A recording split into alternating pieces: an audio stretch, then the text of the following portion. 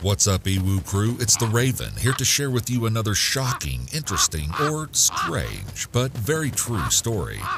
Today we're looking at 3 photos with disturbing backstories. Before we get started, I'll warn you that the cases we're covering are disturbing, and they're only going to get more chilling as we go. Out of the 3 pictures we're looking at today, this is the one that you might have seen, but if you haven't, I'm certain that you've heard about the disaster that happened just moments after the picture was taken. Since the case is widely known, we're going to talk about some of the little-known facts I'm sure will surprise you. This picture is one that's filled with the excitement of a new adventure. It shows the crew of the STS-51L as they smile and wave to those who excitedly gathered to watch. In fact, tons of people congregated around their TVs on January 28, 1986, eager to watch the historic moment. The mission itself was routine, the transportation of cargo and crew from Earth to orbit, but it was also the final flight of the Space Shuttle Challenger. As you can see in the picture, 5 astronauts and 2 payload specialists made up the crew of 7.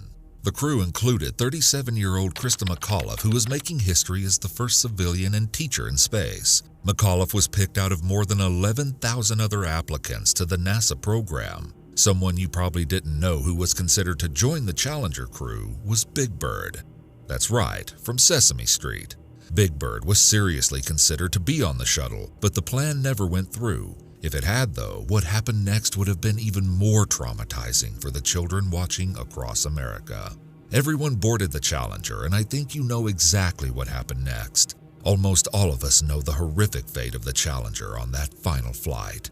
The crew was cleared for their mission, and Commander Francis Scobie gave the now haunting command of "Go throttle up." The mission seemed certain to succeed, especially because the shuttle had already completed 9 successful missions.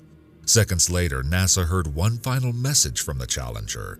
Marked pilot Michael Smith, who was on his first space flight, only uttered the words, "Uh-oh," before all the electronic communication with the space shuttle was lost.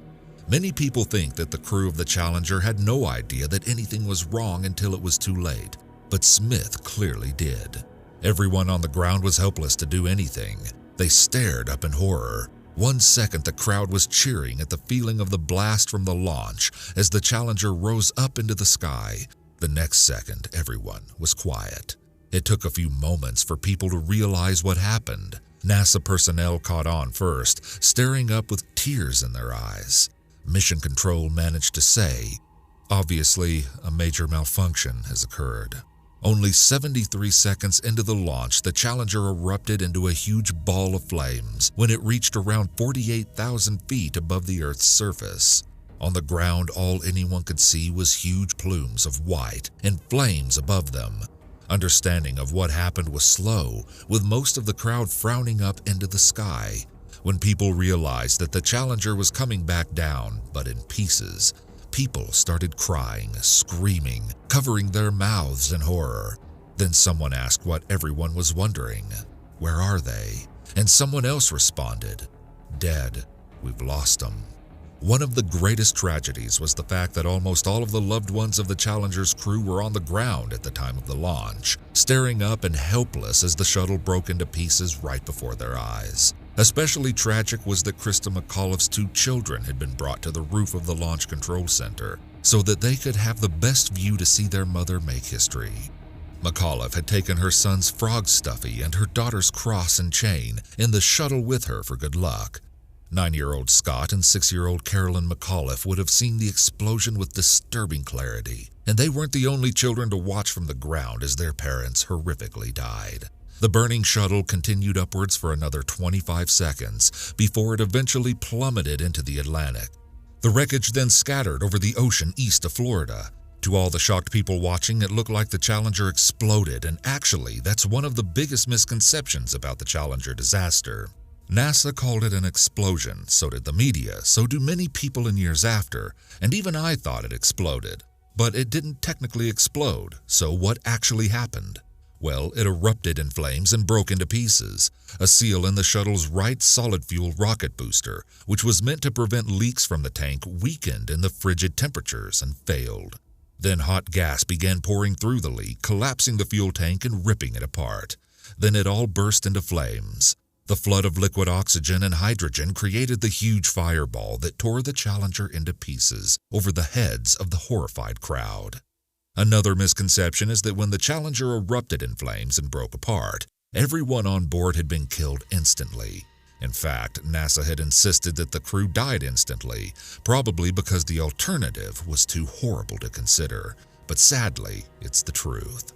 In a report 6 months later, it was revealed that the crew cabin had actually remained intact as it ripped away from the rest of the shuttle.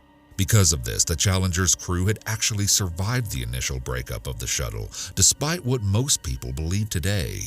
In March 1986, the remains of the crew cabin were found by Navy divers about 18 miles from the launch site in about 100 feet of water. Inside the crew cabin were the remains of the crew, and only some of them could be identified. Those who were then given back to their families, and those who weren't were buried in a monument. But the deaths of the Challenger crew are probably way more horrifying than you may have thought. The shuttle ripping apart didn't have a force strong enough to kill or even seriously injure the crew. Instead, most were probably still alive when they started to fall. And not only that, but they were also probably conscious. The crew cabin had air packs which contained several minutes of air for an emergency, and 3 of the air packs were opened in the wreckage, showing that at least some of the crew was conscious in the fall. The crew cabin fell at more than 200 miles per hour, and it's been theorized that the drop in pressure within the cabin maybe knocked the crew unconscious, so that they weren't awake when they tragically crashed into the water. But sadly, if this were true, the mid-deck floor of the space shuttle would have been torn up by the change in pressure, and it wasn't. Horrifyingly, it seems that the crew would have been aware of the last terrifying moments of their lives. The cabin hit the water's surface about 2 minutes and 45 seconds after the shuttle tore into pieces, and they could have known what was happening that whole time. Those almost 3 minutes would have been petrifying. For sure, though, the impact with the ocean was unsurvivable as well, even if they had miraculously survived, which I was really sad to learn was essentially impossible. The shuttle doesn't have an escape hatch, so they wouldn't have been able to get out anyway. What most people don't know is that the crew of 7 were the first Americans to die during a spaceflight since NASA began in 1958. Now, here's the scariest part of all. The disaster was predicted to happen. The night before the launch, 5 engineers told NASA to delay the mission because they knew the O-ring seals would fail in cold conditions, and the launch was set in the coldest place of any shuttle launch to date. One engineer, Bob Eberling, said to his wife that he thought the Challenger would blow up, and he was tragically right. To this day, Eberling blames himself for what happened and thinks he could have done more to make people listen to him, but ultimately it wasn't his decision for the Challenger to still launch that day. The great misconception about the Challenger disaster is that a horrified crowd of millions all collectively watched as it happened live, but this wasn't the case at all. The launch was at 11:39 a.m. on a Tuesday, a time when many people were at work and not seated around the TV to watch the historic launch. As well, all of the main networks covering the launch cut away from the footage the moment the shuttle broke apart to spare viewers from witnessing the horror. Far less people actually saw the moment live than we usually think. Instead, most watched the shocking replays of the accident hours after it had happened. But even with this in mind, there was a horrifying twist. Because NASA had wanted to share the historic event with schools, so they set up satellite broadcasts onto TV sets in classrooms. This was mostly done because McAuliffe, a teacher, was part of the crew, and it meant that even though many people didn't see the Challenger go up in flames live, hundreds of school children did instead. A teacher, recalling the moment that she watched the live feed with her students on the small TV set, said that right after the explosion, all the kids went quiet, unsure of what they just saw. And then they all started asking the same question. Were all those people on the shuttle dead? She had to tell them yes. To this day, many of those who watched the disaster in school are still horrified about what they saw. When looking to explain the disaster, many people pointed to the pressure that NASA was under to complete the Challenger's mission. And this was true. There had been many delays, and they were looking to make up for some of the difficulties they had faced when trying to get their previous shuttle, the Columbia, back on the ground. After an investigation, it was ruled that NASA violated launch rules on purpose. It was too cold, and they knew about the O-ring seal's tendency to fail in low temperatures. But there was also a worry about the fuel. Despite all of this, they went ahead with the launch, which intentionally violated the rules. However, a few rumors went even further to actually point the blame on Ronald Reagan's White House. They believed that he demanded that the shuttle launch in time with his State of the Union speech, and because he wanted the space program to look successful, which it wouldn't if a launch was canceled. But there's no real evidence that there was direct pressure intentionally placed on them to hurry up with the launch, and therefore rush them before they were ready. In fact, Reagan's State of the Union was postponed, the first time a president did this, just so he could address the Challenger accident. Reagan also formed a commission to determine the cause of the disaster, and he even appointed Neil Armstrong as a vice chairman and included Sally Ride, the first American woman in space, to help with the inquiry. A little-known fact about the Challenger is that 2 pieces of the shuttle were found a decade after all the important pieces were recovered. The wreckage that was recovered was buried in an abandoned Minuteman missile silo near Cape Canaveral Air Station. But most of the spacecraft remained in the Atlantic Ocean, about 50% of it since it was too costly and difficult to remove, and there was always a chance that pieces could wash ashore, and that's exactly what happened. In 1996, 20 miles south of the Kennedy Space Center on Cocoa Beach, 2 barnacle-encrusted pieces of the shuttle were found by someone walking along the sand. NASA engineers figured out that the larger piece came from the Challenger's left inboard wing flap, which helped to steer the orbiter during entry and landing, and that the second piece had probably broken off the bigger one. This was a pretty surprising discovery because no one expected any parts of the shuttle to make it more than a dozen miles from the sea to shore. The Challenger disaster is the main reason that all plans to allow civilians into space were stopped for 2 decades, which frankly was probably for the best, because I don't think I would be signing up to get on a shuttle after watching 7 people die in such a horrific way. One final little-known fact is that crew member Ellison Onizuka brought his daughter's soccer ball with him on the mission, and even though he didn't survive, the ball was amazingly recovered from the Challenger wreckage intact. It was put into a memorial for Onizuka until 3 decades later when the ball was taken by another astronaut up to the International Space Station, which I thought was a fitting way to bring the tragedy full circle. Our second picture today is one that you could find on any social media account, which makes the story behind it all the more chilling. The Ruby family from Duncan, Oklahoma was a newspaper family. John and his wife Joy Tinker worked together at the Marlowe Review where John was the publisher. They had a son and daughter together, Catherine and Alan. Catherine was 17 in 2014 and 19-year-old Alan attended the University of Oklahoma. The family was unassuming and normal, probably just like my family and yours, not the type that you would ever think something tragic could happen to, but then it did. On October 13, 2014, the Ruby's longtime housekeeper, Rosemary Chavez, showed up at their house around 8:30 a.m. and found the home eerily quiet. What she didn't know was that John's co-workers were already a bit worried about him because uncharacteristically he hadn't shown up to work on Friday and he missed the weekly high school football game, which he always went to.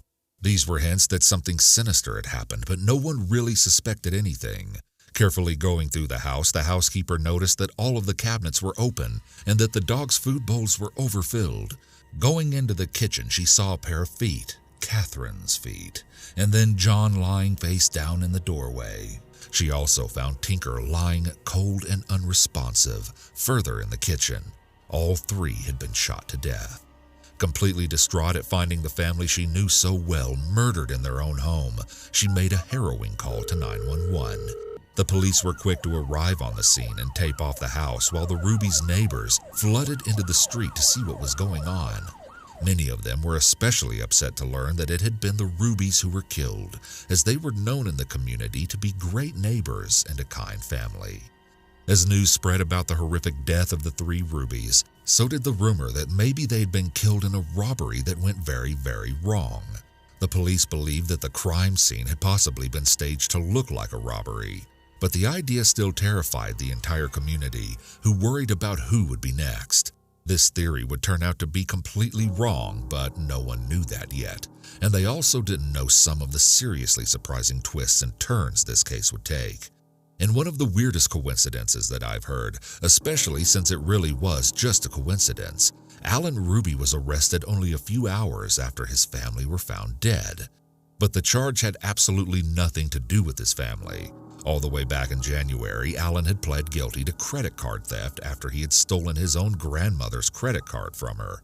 He had been put into a delayed sentencing program and placed on probation. As part of this, he was fined $1,500, had to pay $5,980 in restitution, and even complete a cognitive behavior program which was meant to fix his behavior. But as we keep going, I think you'll agree with me that it didn't work.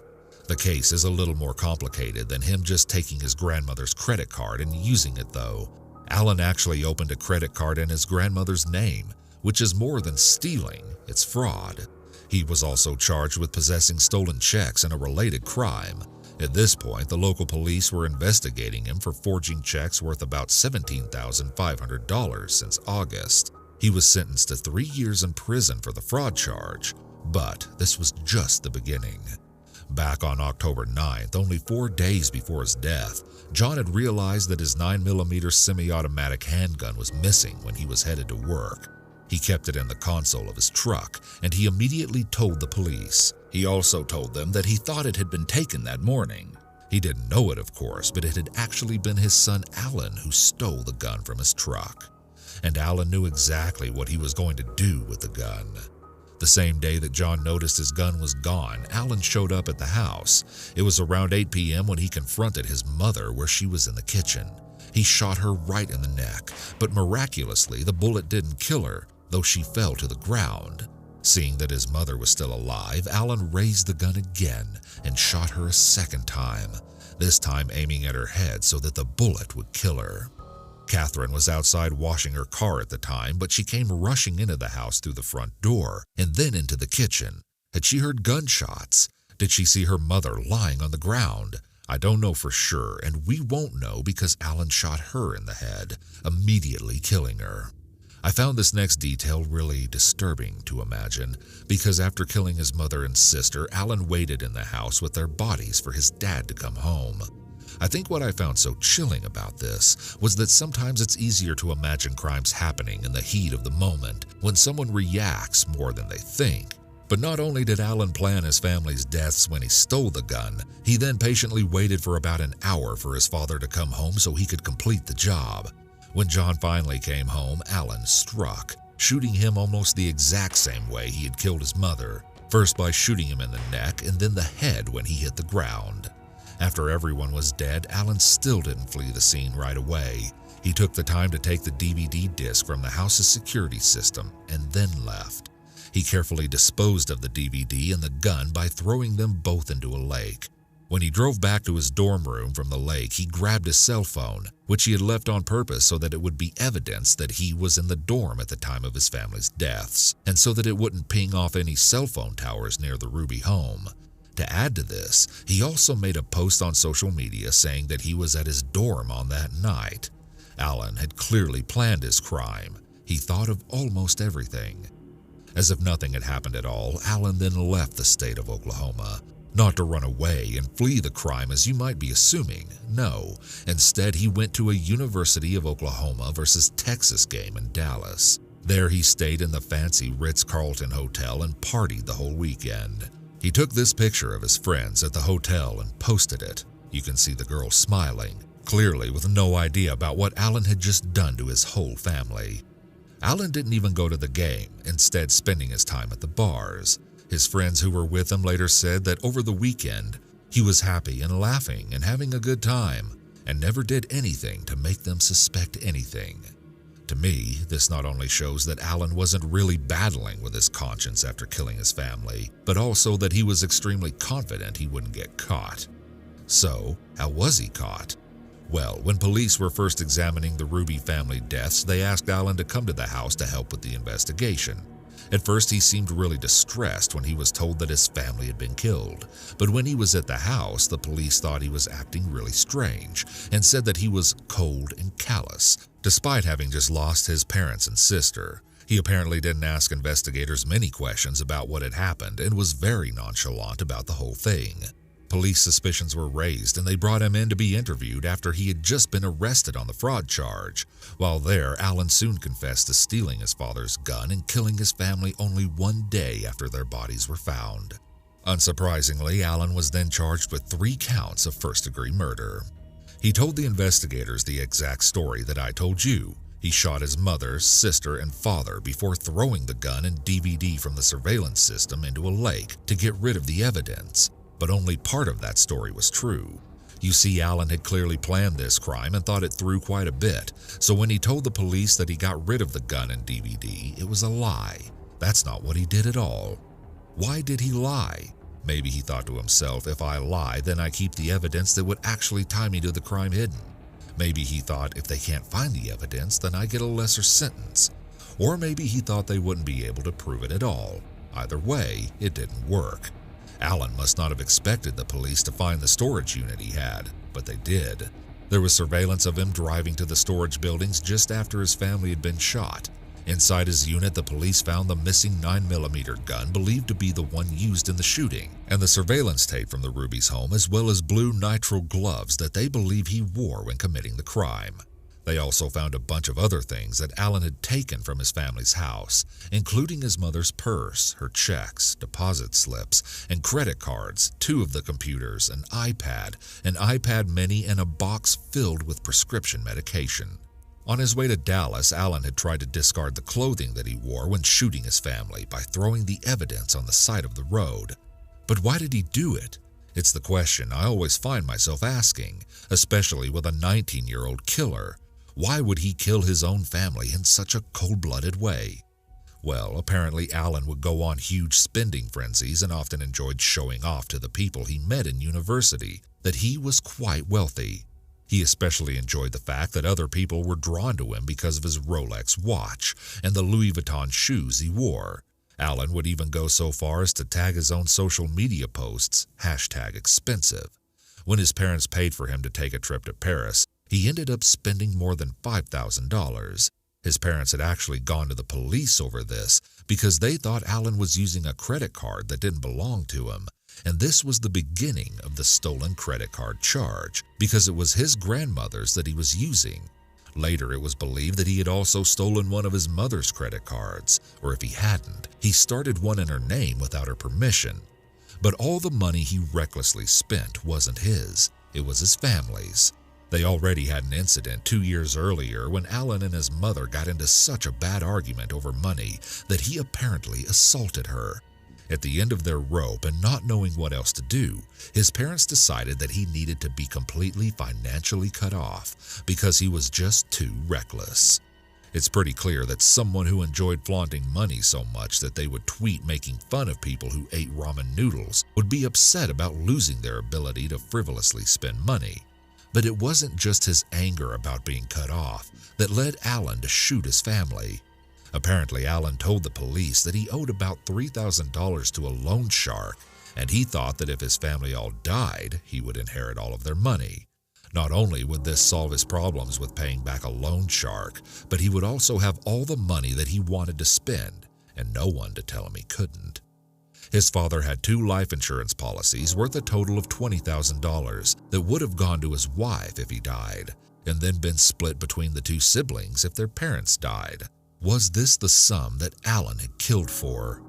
When he was at court for the triple homicide, Alan looked like a timid, scared teen. When he spoke, his voice was often so quiet that it was hard to hear him, and he visibly shook, neither of which really fit the image I had in my head of someone who would be outraged enough about money to kill their parents and sister. Alan often cried in front of investigators and the judge, but the prosecutor said that the show of emotion was crocodile tears, and the only thing he was remorseful about was the fact that his life is basically over. This was pretty much confirmed when he never actually apologized for killing his parents and sister in court. He did, however, admit to being a shopaholic, which I thought was a big understatement. Part of the testimony given was by the housekeeper, Chavez, who found the Ruby's bodies. She gave a tearful description of the horrific discovery, but also added in something really interesting. Chavez said that a month before she was killed, Alan's teenage sister Catherine was crying about him being up to his old tricks again, probably referring to his spending. She was crying so much that Chavez tried to comfort her, but Catherine said that she'd been told about some of the things Alan was saying to his friends, including that he was going to end up killing them, something that is pretty hard to comfort someone about. During his trial, the insurance company actually petitioned the judge to rule that Alan wasn't entitled to receive the policy funds, which makes perfect sense. It currently hasn't been publicly released if the judge disqualified Alan from receiving the insurance money, but it seems like it would be quite unlikely that he would be allowed to receive it, especially if he was convicted of the murder. There was something that really bothered me about this whole case, not just that Alan had killed his family, which was of course disturbing, but there was something else, and I think it really shows another level to what Alan did. It all goes back to the fraud charge. All the way back in January, Alan knew that he had an upcoming fraud charge for opening a credit card in his grandmother's name. Sure, he didn't know the outcome of the sentence he would be given, but he had pled guilty, so he had to know that he would be facing some jail time at least. He had a few months of freedom before he was sentenced, but he knew it was coming. And yet, right before his sentence came, he decided to kill his whole family so he could inherit their money. But he had to know he would be going to prison soon, so what was the point? Did he really think he wouldn't go to prison for fraud, and therefore he would be able to do whatever he wanted with his family's money? Did he forget about the charge and become so obsessed with being cut off that he didn't even realize it was almost pointless to kill his family since he would be in jail for at least a few years before he could use the money? Or did he think of all of this and kill his family anyway, rather than wait until after he was in the clear of the fraud charge? It just doesn't make much sense to me. Alan was eventually sentenced to life in prison without the possibility of parole, a fitting in for someone so obsessed with money. And oddly, Alan seems to agree. He later wrote a letter from prison where he actually says he deserves to get the death penalty for his unspeakable crime, and that his remorse over what he did is genuine. The letter even says, "The tears have all been real. I lost my entire family at once. How could they not be real?" He never got the death penalty though, as he had taken a plea deal and agreed to no parole and that he wouldn't appeal. Part of this letter left me wondering. Alan simply says that he didn't feel like himself that day, the day he killed his family, and I wish he would have explained more about what he meant, but I don't think we will ever know. One thing that I found so interesting about this case was that a part of the plea deal was an agreement that Alan wouldn't be able to profit from his crimes at all, that he couldn't talk to the media, and that he isn't allowed to make any book or movies about his crime. Now this, I think, is true justice that really fits his crime, as it was greed that motivated him, and now he can never get any spotlight or money for what he did. Before we get into the last picture, I must warn you that the story behind it is very disturbing, and it's the one I found the most haunting of all. In 2016, 17-year-old Russian girls Alina Orlova and her friend Olyana Savchenko were students living in the city of Khabarovsk in southeastern Russia when they started adopting unwanted animals. Around this same time in the summer, people apparently also reported that stray dogs started disappearing. Maybe the two events were related, maybe not, but it seems to be a big coincidence. The two young girls promised to look after the animals they adopted and even took a series of pictures with them. One of the pictures shows a cute puppy wrapped up in a pink flowery blanket, and Alina holding the dog up near her mouth where she's making a face and pretending to bite it. Another picture shows a different dog, a little older than the first, and one of the girls' hands making a half heart over the dog. It's the kind of cute thing someone would do if they actually cared about the animal, which makes it all the more upsetting. Olyana and Alina often enjoyed dressing up with horror movie-styled makeup, which this picture shows. They like creating scary looks with black and red eyeliner, exaggerated lipstick, and creepy contact lenses. But eventually they decided to take their interest in horror movies into the real world in the most gruesome way. The two took videos and pictures of themselves giving into their bloodlust, one of which shows them smiling and posed with a nail and a hammer. Then they took even more pictures as they killed some of the same dogs that they had adopted and promised to take care of. I won't go into too many details about what exactly the teenagers did, because it'll definitely turn your stomach and possibly cause you to hurl your computer across the room, preventing you from hearing the rest of this story. But there is one extremely disturbing picture of the same dog in the half-heart hand photo, where it looks like it's meant to mimic a crucifixion. Some of the other pictures show animals after they've been killed. One of the final pictures shows one of the girls posing with a bloody apron on and her hands covered in blood, having obviously just finished their extremely disturbing crime. Later, it was revealed to be Alina because even though the picture doesn't actually have her face in it, it shows a distinctive arm tattoo which belongs to Alina. This would later become really important. The craziest part of the crime was that Alina and Olyana then took all of these extremely disturbing pictures and videos and posted them publicly online for everyone to see. Apparently, both of the girls were part of a social media where members would post pictures of animals after they'd been killed. People who weren't part of the sinister social media group were understandably horrified at what they saw and called attention to the local residents living near the girls. Their shocked neighbors quickly started a petition to the local authorities to have the girls stopped and arrested for the crime, especially since the girls just made another social media post about their plan to shoot, chop, and slice their next animal victims. The local media reported that Alina became worried she would be arrested for her horrifying videos, and so she tried to flee her hometown before she was caught. Luckily, she didn't get too far and was arrested at the airport of Vladivostok just before she could board a connecting flight to St. Petersburg. She was then put under house arrest where she stayed until her court case. I was shocked to learn that just before her arrest, Alina said that she planned on killing her own mother, and so it seemed like her arrest was just in time to avoid another tragedy.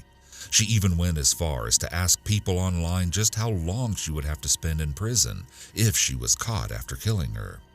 Posting the graphic evidence of their crime, it was impossible for them to deny, but that's exactly what Alina tried to do at first. Even though she was seen in the pictures with the dogs before they died, and even holding a hammer, she said she wasn't involved. In fact, she turned to social media to proclaim her innocence, writing, "I would like to speak in my defense. I do not know who has put this stuff to the internet. It is not the first time somebody wants to frame me, but I did not kill anyone and do not intend to kill."